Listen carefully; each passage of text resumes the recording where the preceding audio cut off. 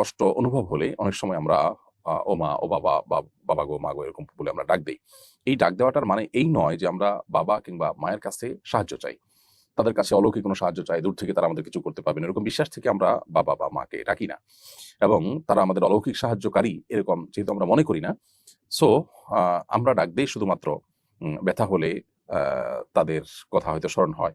তারা অনেক বেশি মায়া করেন, মমতা করেন। সেই জায়গা থেকে তারা থাকলে চোখের সামনে তারা হয়তো স্নেহ করতেন, মমতা করতেন। আ এরকম একটা অভ্যাসগত ইস্যুতে পরিণত হয়েছে বাবা গো, মা গো ডাকটা। এখানে কোনো অলৌকিক কোনো ক্ষমতাধর বা আল্লাহর পর্যায়ে তাদেরকে রেখে সেই বিশ্বাস থেকে তাদেরকে ডাকা হচ্ছে এমনটি এখানে ঘটে না। যার কারণে এটি কোনো শিরকের অন্তর্ভুক্ত হবে না এবং এভাবে ডাকা কোনো গুনাহ হবে না। সো বাবা গো, মা গো বলে ডাকলে সেটার জন্য আল্লাহর কাছে আমাদের কোনো দায় থাকবে না। তবে সেই সাথে একটি কথা আমাদের মাথায় রাখতে হবে যে আমরা যদি অভ্যাসটাকে একটু পাল্টায় যদি আল্লাহকে ডাকতে পারি, ও আল্লাহ, তাহলে সেক্ষেত্রে আমি আল্লাহকে ডাকার মাধ্যমে সওয়াব পেলাম। আবার আল্লাহকে ডেকে মূলত আমি আমার কষ্ট দূরের জন্য আল্লাহর কাছে পরোক্ষভাবে দোয়া করলাম। অতএব সেটা সন্দেহাতীতভাবে অনেক ভালো অভ্যাস হবে। সেটাকে আমরা গ্রহণ করতে পারি এবং সেদিকে যেতে পারি। কিন্তু বাবা গো, মা গো বা এরকম কোনো ডাক দিলে সেটা শিরক হওয়ার কোনো কারণ নেই।